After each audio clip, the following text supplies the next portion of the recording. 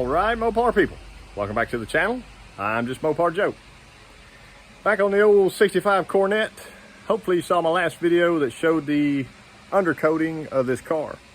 And by undercoating, I mean rust encapsulator. So I got a lot of good work on that. Check out that video if you haven't seen it. But I had some rust spots. Let me show it to you real quick. So under the car, you can see the rust encapsulators everywhere. I did a kind of a full how-to on that. It was a pretty long video, but here's what I got. So these smaller pinholes of rust, they don't really bother me or scare me at all. For those to be happening, it's probably was a little water trap from the inside, something like that. So I'll show you what I'm going to use on that. There's another small one over here somewhere, right there. So I went ahead and sprayed my rust encapsulator after I did all my other pre-treatment on it, and just shot it up in there all I could. That way the rust is killed, like it's dead, it's encapsulated, it's being stopped. My big rust spot was over here, right there, and from the bottom side I could just touch it and it was kind of crumbling in and stuff, and I said, okay, let me look from the inside, because there may be something bad going on, you know, that you just can't see from under here. And we go up and look, and of course up here to look, I pull back that what appears to be factory looking carpet, and I got a little pile of rust here. The insulation's kind of crumbling, falling apart. I'm gonna get my vacuum in and clean up, but this is pretty soft and crunchy. So I'm gonna get that vacuumed. We'll take another look at it in just a second after it gets cleaned up. All right, so got a few more pinholes that showed up. I left that light underneath so you all could see them on camera. Our rust goes just right into that corner, then it gets nice and red. That's bare metal. There's kind of a more zoomed out shot of it there. So I can repair this.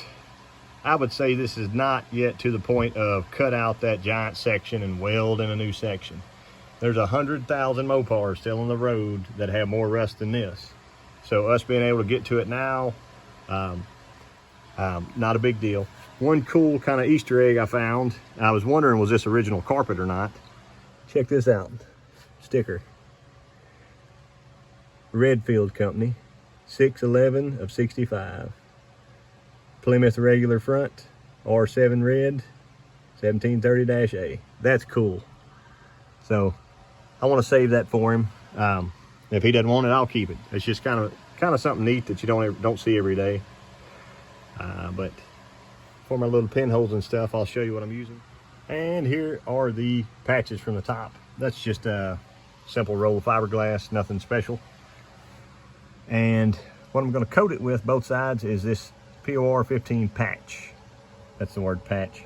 But it is a filler and seam sealer. It's kind of got the consistency a little bit thicker than ketchup. And it's one part, but basically you apply it to a dry surface, wear your protective gloves, and it will adhere to wood, metal, plastic, concrete. So it's perfect for this. Basically anywhere I thought was a weak spot, I could put a coat of it, and it goes on pretty thin. But even just if it was the thickness of that right there, after that dries, you really can't stab an ice pick through it. It is there forever, and it will seal the top side of that. So I'll go ahead and wipe it on my 3 spots, wipe it on my fiberglass pieces, smooth it down, and then when I get underneath where the holes are, after it kind of hardens over, I can take just a little bit more of it, smear over, and it will fill those holes in. So basically bonding to the bottom, bonding to the top, and making a good solid repair. I did pop out this rubber plug just so I can go ahead and smear around it before I pop it back in, give it a little more rigidity. I'm assuming this happened, so that's kind of like, why is this here? This is a factory AC car, so it could have had a little bit of leak down into the floor pan. The other thing is the wiper gaskets from the inside. I think Mopar Nut told me that before. Go ahead and change those out while you're in there. But this car is actually getting aftermarket AC, so this entire box is coming out later. And when that happens, I'll be able to get to the back side of those bushings. So it'll be an easier fix then, not necessarily an easy fix, but it'll get fixed. But right now we got to fix this floor pan. I can replace it with some new insulation here, and we'll keep pushing forward. And here we are. So you take your tube, just squirt you some out around your areas. Probably won't take much, you'd be surprised. I'll just do a dab and a dab here and there. Let's see. Yep, there we go. Run it there. Okay. Set my tube on top of that carpet so I know it won't get messed up. It's just a Bondo spreader, so kind of go around my spots. I don't really want to push it through the hole. Right now I'm just kind of working it. I mean, if it falls through, it's fine. I'll just wipe it from the bottom side, but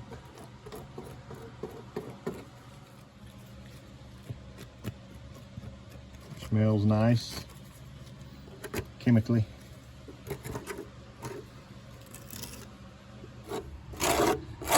I'm trying to fill in the floor pan already for us. We don't want that yet. So just set my spreader aside, pull my piece over. Like that. See how it kind of starts coming through? You're basically just using the POR 15 as like a resin you would if you were patching this with fiberglass. Yeah, there we go. Stick her down. Here's a big boy. I believe I was going like that. Yeah, try to get all of them. And the long boy here. Don't want it hanging over in our hole. There we go.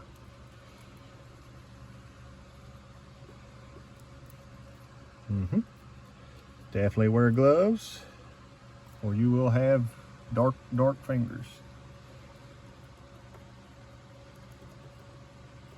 You'll wear this stuff for a month. Also, it might give you cancer. I don't know. Everything does. Here. If I had any excess, I can kind of push it up through. I know half the people out there are saying this is a hack job, and the other half are saying that's good. I'm just giving you an option.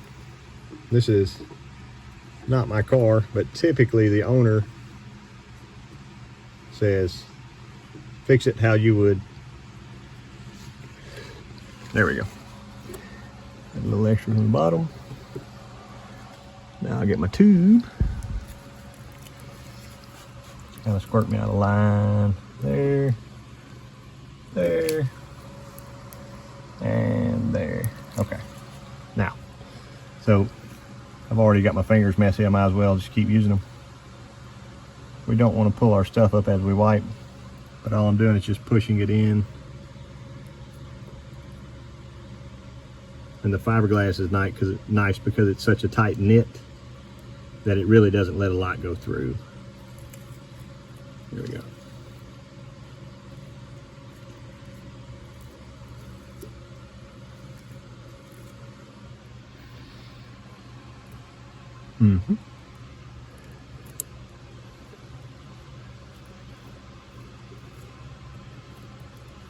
Just coat her right up.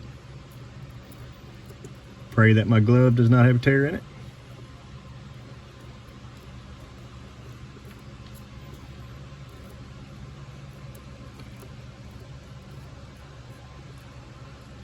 I got a hole, there we go. Like that. Not rocket surgery.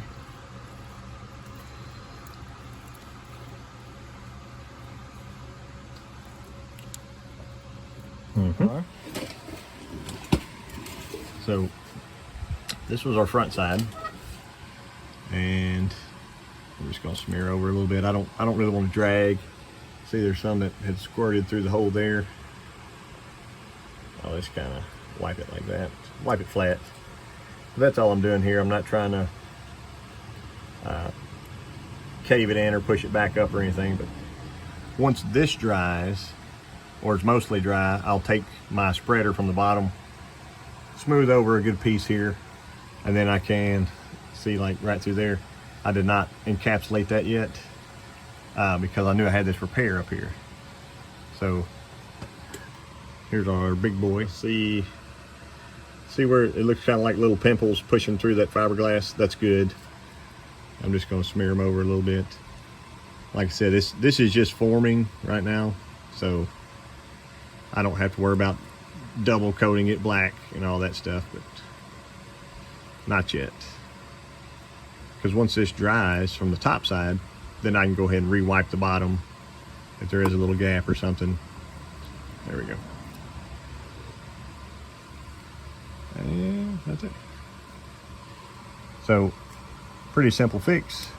And there is the underside after the first light coat of wiping. I'll probably end it here for the day.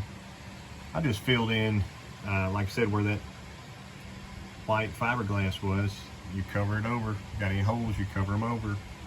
But this is, in my opinion, far superior to doing just fiberglass and fiberglass resin, because the stuff is like rust proof. So it's sealing that metal off where air, moisture, dirt, anything else can't get to it anymore. And it's stuck front or top and bottom side. So there it is.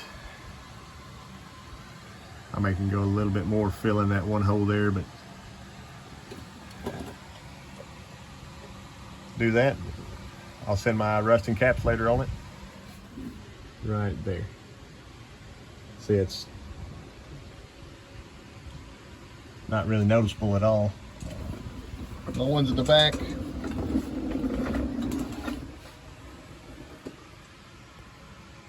Smear it in, just a light coat.